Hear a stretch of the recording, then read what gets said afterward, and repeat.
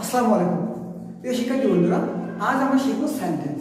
Sentence কাকে বলে, সেন্টেন্সের কয়টি অংশ, কি কি কাইন্ডস অফ সেন্টেন্স। তো বন্ধুরা চলো প্রথমে শিখব সেন্টেন্স কাকে বলে।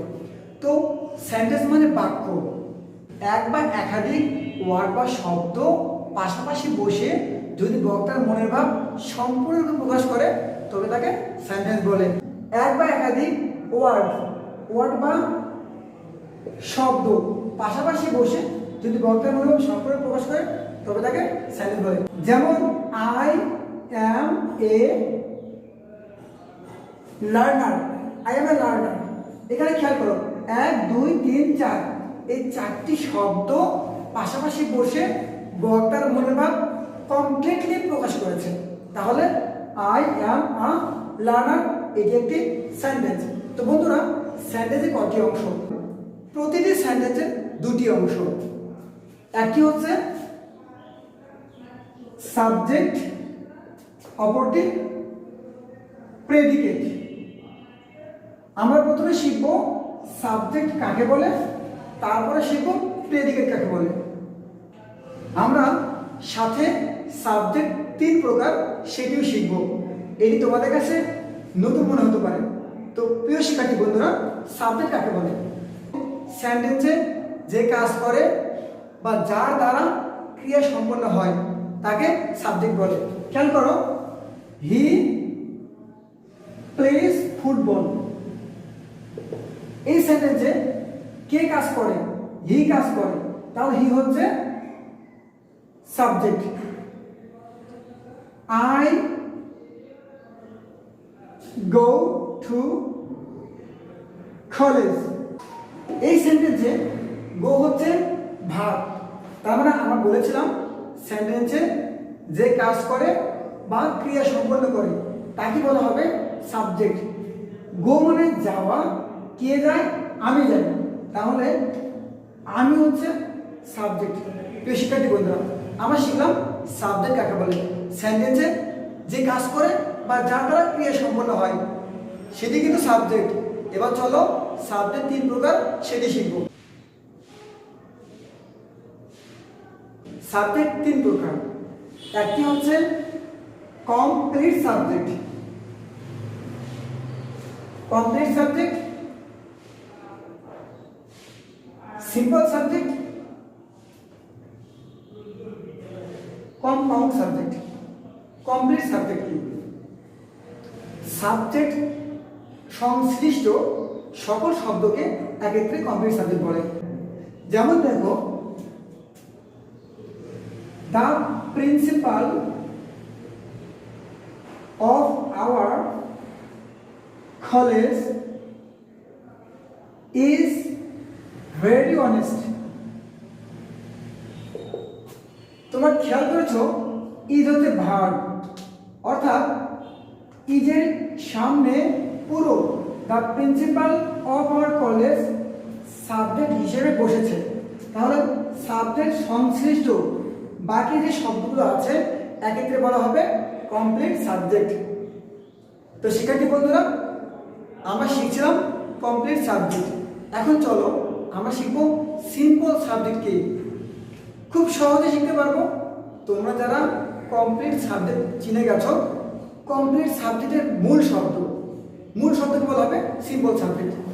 একই সেন্টেন্স থেকে আমি উদাহরণ দেব। The principal of our college is very honest, এই বাক্যে কার সম্পর্কে বলা হচ্ছে? শুধুমাত্র প্রিন্সিপাল সম্পর্কে বলা হচ্ছে। প্রিন্সিপালটা হচ্ছে কি মূল শব্দ, তাহলে এই প্রিন্সিপালটা হচ্ছে সিম্পল সাবজেক্ট। তো এবার শিখবো আমরা কম্পাউন্ড সাবজেক্ট। শিক্ষার্থী বন্ধুরা, কম্পাউন্ড সাবজেক্ট হচ্ছে এক বা একাধিক সিম্পল সাবজেক্ট যদি কনজাংশনে যুক্ত হয়।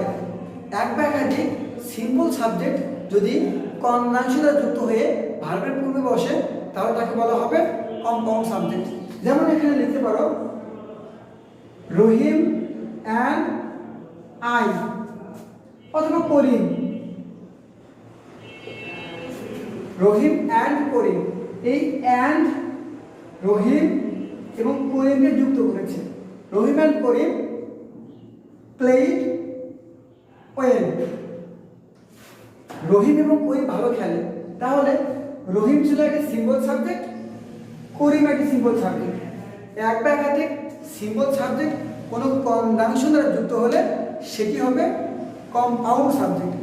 তো তোমাদের অনেকের কাছে সাবজেক্ট 3 প্রকার নতুন হতে পারে।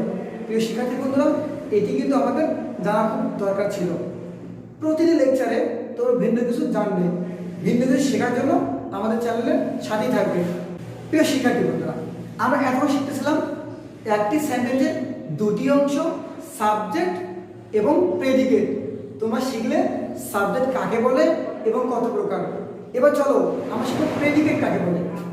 সেন্টেন্সের যে অংশে সাবজেক্ট সম্পর্কে বলা হয় তাকে প্রেডিকেট বলে। He plays cricket in the field. তাহলে এখানে কে কাজ করছে? উত্তর আসছে হি। তার মানে হি হচ্ছে সাবজেক্ট। এখন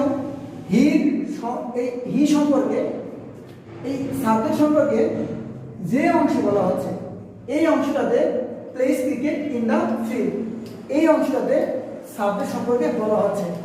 তার মানে সেন্টেন্সের যে অংশে সাবজেক্ট সম্পর্কে বলা হয় তাকে বলা হবে প্রেডিকেট। আমরা এখন শিখব কাইন্ডস অফ সেন্টেন্স। সেন্টেন্স কত প্রকার? আমি যদি তোমাদেরকে প্রশ্ন করি সেন্টেন্স কত প্রকার, তোমরা নিঃসন্দেহে কমেন্টে কেউ লিখবে 5 প্রকার, কেউ লিখবে 8 প্রকার। কাদেরটা সঠিক? তো বন্ধুরা, আমাদের প্রশ্নের উত্তর সবার তাই সঠিক, কিন্তু আমরা আজ থেকে বলবো অর্থ অনুসারে সেন্টেন্স 5 প্রকার, গঠন অনুসারে সেন্টেন্স 3 প্রকার। Dear friends, how many kinds of sentence? There are 3 kinds of sentence according to structure. মানে গঠন অনুসারে সেন্টেন্স 3 প্রকার। There are 5 kinds of sentence according to meaning. তার মানে অর্থ অনুসারে বাক্য 5 প্রকার। আজকে ক্লাসটি হবে অর্থ অনুসারে বাক্য 5 প্রকার, এটা নিয়ে। আমরা পরবর্তী ক্লাসে সিম্পল কমপ্লেক্স কম্পাউন্ড নিয়ে বিস্তারিত শিখব। তো বন্ধুরা চলো প্রথমে শিখব কাইন্ডস অফ সেন্টেন্সের অর্থ অনুসারে 5 প্রকার। Assertive sentence, interrogative, imperative, operative, exclamatory. চলো আমরা এবার শিখব অ্যাসার্টিভ সেন্টেন্স কাকে বলে। অ্যাসার্টিভ সেন্টেন্স যে সেন্টেন্স দ্বারা কোনো কিছু সম্পর্কে বর্ণনা করা বোঝায় তাকে বলা হবে অ্যাসার্টিভ সেন্টেন্স। তার মানে শিক্ষার্থী বন্ধুরা, যে সেন্টেন্স দ্বারা কোনো কিছু সম্পর্কে বর্ণনা বা বিবৃতি প্রকাশ পায় তাকে বলা হবে অ্যাসার্টিভ সেন্টেন্স। তাহলে যেমন ধরো, I am a student, he is a farmer, she is a housewife. শিক্ষার্থী বন্ধুরা মনে রাখবে, অ্যাসার্টিভ সেন্টেন্স চেনার সহজ উপায়, সেন্টেন্সটি শুরু হবে সাবজেক্ট দিয়ে, শেষ হবে ফুল স্টপ দিয়ে। তুমি পৃথিবীতে যত সেন্টেন্স দেখবে শুরু হয়েছে সাবজেক্ট দিয়ে, শেষ হয়েছে ফুল স্টপ দিয়ে, নিঃসন্দেহে বলে দেবে এটি অ্যাসার্টিভ সেন্টেন্স। তো বন্ধুরা, আই সাবজেক্ট, এখানে ফুল স্টপ আছে, অ্যাসার্টিভ সেন্টেন্স। হি হচ্ছে সাবজেক্ট, এখানে ফুল স্টপ, তার মানে এই বাক্যটি assertive sentence. She full stop. আমরা সহজে শিখে ফেললাম কিভাবে অ্যাসার্টিভ সেন্টেন্স চেনা যায়। এখন আমরা শিখব ইন্টারোগেটিভ সেন্টেন্স। যে সেন্টেন্স দ্বারা কোনো কিছু জানতে চাওয়া হয় বা কাউকে জিজ্ঞেস করা হয় তাকে ইন্টারোগেটিভ সেন্টেন্স বলে। ইন্টারোগেটিভ সেন্টেন্স আমরা কীভাবে চিনব? চেনার সবচেয়ে 2টি সহজ উপায় আছে। সেন্টেন্সের শুরুতেই থাকবে সাহায্যকারী ভার্ব, শেষে থাকবে প্রসঙ্গ চিহ্ন, অথবা সেন্টেন্সের শুরুতে থাকবে ডব্লিউএস কোয়েশ্চেন, শেষে থাকবে প্রসঙ্গ চিহ্ন। সেটি হবে ইন্টারোগেটিভ সেন্টেন্স। তাহলে আমরা একটি উদাহরণের মাধ্যমে দেখব।